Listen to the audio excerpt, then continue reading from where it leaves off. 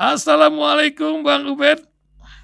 Waalaikumsalam Bang Ihsan. Waduh, mohon maaf nih mengganggu aktivitas Iya, nggak paginya nih apa-apa, Bang. nggak Ya, apa-apa. luar biasa pendengar kita dari tengah malam di Prancis, di India, menjelang Wah, subuh luar maupun biasa. di berbagai tempat di Indonesia ini ingin mendengar komentar Bang Ubed. Tadi saya bacakan berita. Masalah Indonesia ini sangat serius. Para pemimpin berintegritas tinggi kah? Tanda kutip ya, ini era Muslim yang mengabarkan. Tapi yang ditulis di sini Bang, di garis bawahi ya dari redaksi ini, Indonesia juga perlu melakukan evaluasi mendalam terhadap sistem politik saat ini dan memperbaiki sistem politik yang tidak efektif. Sejauh mana sih Bang masalah ini, dan apa yang menyebabkan pula kabar pagi ini tentang IPK kita yang melorot tajam ini? Baru pernah terjadi selama 10 tahun ini tentang korupsi yang sedemikian parah dalam penilaian Indonesia Corruption Watch dunia ini. Silakan Bang Ubed, kisahkan. Baik, Bang Ihsan, terima kasih. Assalamualaikum warahmatullahi wabarakatuh. Waalaikumsalam. Pendengar radio yang saya hormati dan berbahagia. Saya beberapa waktu lalu memang menyampaikan ke publik melalui satu acara di Seminar Nasional di Sumatera Barat bahwa masalah kita saat ini adalah menghadapi satu persoalan yang sangat serius. Jadi sangat serius terkait dengan banyak hal. Nah, di antaranya adalah tentang korupsi itu.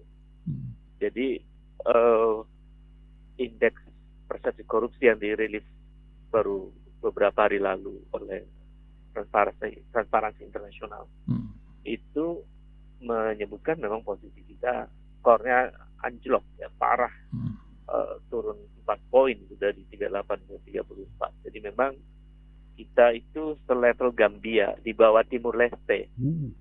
Itu saking parahnya korupsi kita. Nah, ini mengapa sampai indeks persepsi korupsi kita itu anjlok? Itu menunjukkan bahwa korupsi kita memang merajalela. Jadi faktor yang paling dominan dari penyebab korupsi adalah rendahnya integritas. Ini kan persoalan serius. Jadi kalau kemudian problem korupsi ini ternyata makin parah, padahal kita berharap presiden yang tidak punya masa lalu yang berat itu atau warisan masa lalu lah, ada persoalan-persoalan lain, mestinya mampu mengatasi persoalan ini. Jadi karena problem yang sangat berat itu hanya bisa diatasi oleh mereka yang punya integritas tinggi. Artinya saya mau mengatakan bahwa karena problem korupsi makin parah, itu artinya integritas elit politik kita bermasalah, Bang. Sangat bermasalah. Oleh karena itu, kalau penyebabnya adalah integritas, maka hanya pemimpin atau calon pemimpin yang punya integritas yang akan mampu mengatasi masalah ini. Jadi kalau pakai logika sederhana saja misalnya, kalau korupsi itu sudah masuk kategori extraordinary crime atau kejahatan luar biasa, maka cara mengatasinya hanya bisa dilakukan dengan cara-cara yang luar biasa. Nah, saat ini menurut saya cara-cara mengatasi korupsi itu tidak dengan cara-cara yang luar biasa. Misalnya ya KPK makin lemah posisinya, kemudian semangat meninggalkan kolusi dan nepotisme di lapisan elit itu juga makin tinggi berkurang. Desa nggak boleh ditangkap katanya gitu. Jadi, kan. Ya semacam itu, ada buronan yang sampai hari ini nggak jelas, ya kan? Itu persoalan yang sangat serius. Kemudian itu baru dari sisi korupsi ya, Pak. Oh iya. Itu belum sisi yang lain. Jadi kalau kita lihat tentang persoalan demokrasi, persoalan ilmu pengetahuan, perkembangan ilmu dan teknologi yang ada di Indonesia, juga kemudian kita menghadapi masalah yang sangat serius. Bagaimana kita menghadapi ide penyatuan lembaga riset melalui BRIN. Ya, kemarin Pasuruan tutup tuh ya, lapannya itu kan luar biasa. Satu-satunya yang bisa mantau ozon. Ini kan seperti korupsi konstitusi, bukan hanya urusan ini jadi berdasarkan legalitas konstitusi yang terjadi, bukan begitu, Bang? Iya betul. Jadi kalau dalam teori politik dan hukum tata negara itu ada yang menulis soal itu. Judulnya kalau nggak salah autocratic legalism. Jadi kekuasaan otoriter tapi bersembunyi di balik legalisasi. Misalnya sebetulnya mau korupsi, tapi supaya agak ini akhirnya undang-undang KPK direvisi, dilemahkan begitu loh. Itu autocratic legalism. Sama juga dengan omnibus law misalnya, yang tadinya perizinan mempermudah pengelolaan sumber daya alam itu melalui sebuah proses yang panjang, atau juga ada proses AMDAL di tingkat daerah misalnya. Sekarang kalau izin dari pusat langsung, itu langsung bisa beroperasi. Artinya itu ruang praktek proses ruang korupsi juga memungkinkan di tingkat pusat dalam soal eksplorasi sumber daya alam misalnya. Jadi berlindung atau bersembunyi di balik legalisasi, di balik konstitusi, di balik undang-undang. Sama juga dengan persembunyian oligarki di balik undang-undang omnibus law, atau persembunyian apa yang disebut dengan dinasti di balik politik elektoral gitu. Itu kan terjadi. Tadi Bang Ubed bilang kita mempunyai pemimpin yang punya literasi itu kosong ke belakang waktu itu awal. Bukan itu yang menjadi alasan Bang Ubed mendukung penguasa yang sekarang hampir 10 tahun ini. Dan kenapa kok bisa berubah di pertengahan waktu 6 bulan, 8 bulan pertama itu kan keren banget gitu Bang. Sebuah perubahan banyak dilakukan. Apa yang menyebabkan berubah? Apakah pintar-pintaran dengan oligarki atau apa yang terjadi sebenarnya? Ya, ini menarik Bang Zan. Jadi para aktivis, para cendekiawan di awal-awal pemerintahan ini memang sebagian memberikan dukungan kepada pemerintahan Jokowi dengan alasan yang sebetulnya cukup sederhana. Pertama, bahwa Jokowi hadir di tengah dahaga publik untuk mengganti tesis dari pemerintahan sebelumnya. Juga tidak punya warisan masa lalu yang bermasalah. Jadi harapan itu, hope itu tinggi. Tapi di periode paling parah itu memang di periode kedua, itu memang sejak revisi undang-undang KPK, kemudian omnibus law, undang-undang BIP dan seterusnya, itu kemudian mengalami satu keadaan yang berbalik. Para aktivis, para akademisi yang on the track, yang masih objektif, melihat ini terjadi apa yang disebut dengan regresi demokrasi. Ternyata kemudian diteliti oleh beberapa ilmuwan di Australia, seperti misalnya yang dilakukan oleh PDR Hadis, kemudian Edward Aspinall. Mereka menyimpulkan bahwa Indonesia sedang mengalami regresi demokrasi, sedang mengalami kemunduran demokrasi. Sejak saat itu para aktivis, para akademisi menguji ulang temuannya Edward Aspinall dan PDR Hadis dan kawan-kawan itu, dan kemudian kita menemukan memang benar ada kemunduran demokrasi, soal kebebasan sipil yang bermasalah dan seterusnya.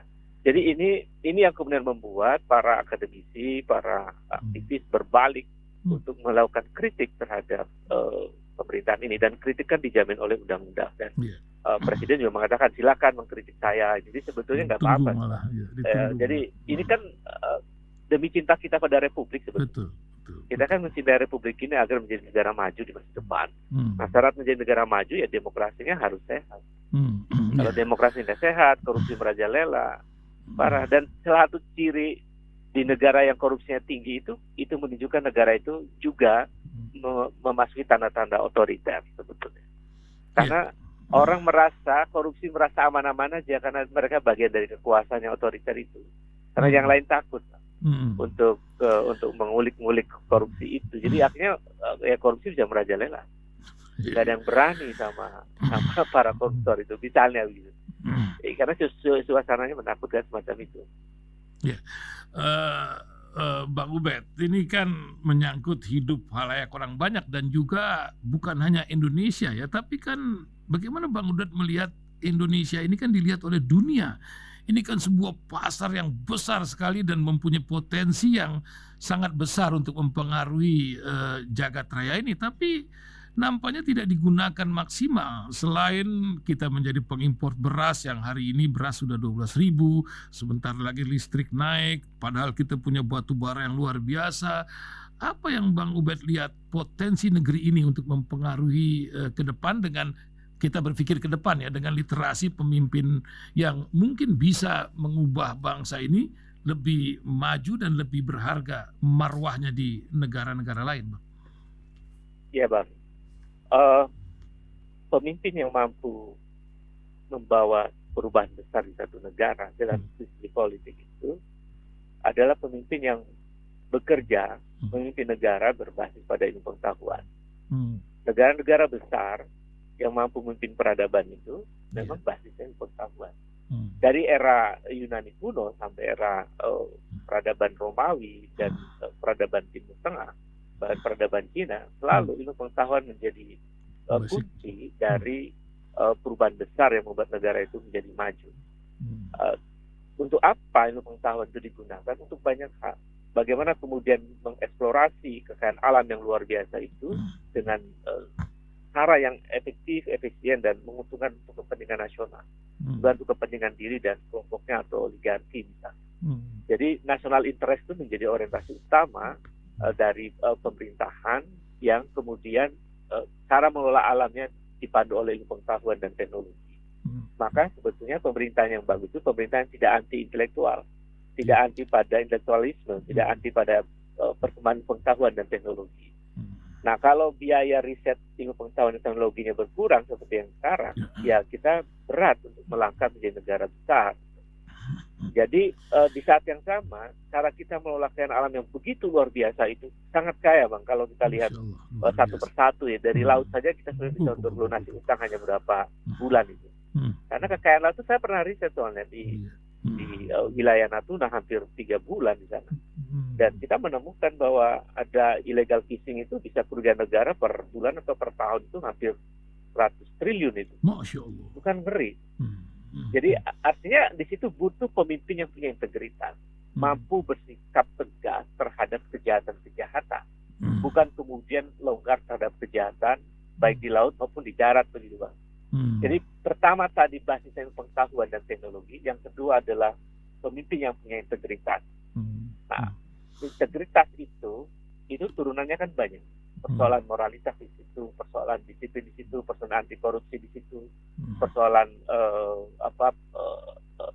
penegakan hukum di situ dan seterusnya. Itu adalah bagian dari integritas. Nah, kalau kemudian kita basis ilmu pengetahuan itu kemudian sudah dipegang, sehingga harus seluruh kebijakan itu berbasis pada ilmu pengetahuan. Jadi from knowledge to policy misalnya, itu sudah menjadi habitus negara, sudah menjadi kebiasaan negara dalam menjalankan roda pemerintahannya. Maka mimpi tentang pemerintahan yang menerapkan clean government, yang disebut juga dengan pemerintahan yang baik ya, good governance misalnya, good governance and clean government, itu berjalan kalau habitus ilmu pengetahuannya di situ menyangkut modernisasi, sistem digitalisasi dan seterusnya, itu akan luar biasa. Kita akan menjadi negara besar, bahkan mungkin jadi negara ketiga terbesar di dunia yang memiliki peradaban yang maju. Kalau kemudian tata kelola negara yang tidak berbasis pengetahuan dan miskin integritas, ya kita sedihlah, air mata akan terus menetes di tengah. Ibaratnya kita mati di lumbung padi, tikus mati di lumbung padi kan, itu miris dan sangat menyedihkan. Karena itu ke depan saya kira kita butuh pemimpin yang bekerja dengan pengetahuan dan berbasis pada integritas. Karena integritas itu dibangun dengan nurani, dengan perasaan yang tulus, dengan semua, Bang. Jadi saya kira di situ dimulai. Amin. Ya mungkin pendengar sudah paham lah ya, kalau integritas kan seperti Bang Ubed bilang, lihat track recordnya, cukup begitu, bukan lihat janji ke depannya. Karena kan janji ini menjadi masalah, bukan begitu, Bang? Ya, karena itu juga salah satu problem ya, yang sering terjadi di politik kita. Itu banyak sekali janji-janji politik yang dilontarkan oleh para elit politik ya. Jadi politik sebagai janji, dan itu akhirnya menimbulkan satu apati politik tertentu loh sekarang, Bang. Jadi orang akhirnya kemudian melihat janji melulu. Capek. Pada akhirnya kemudian mereka bosan dengan Apatis. janji-janji politik, dan saya mau mengatakan bahwa inilah saatnya rakyat ya, memiliki sikap yang jelas tentang masa depan. Gitu. Sudahlah, jangan lagi kemudian berpolitik dengan politik pencitraan itu. Udah tinggalkan itu. Itu kamuflase, dan dalam teori politik disebut sebagai dramaturgi politik. Itu harus segera ditinggalkan lah.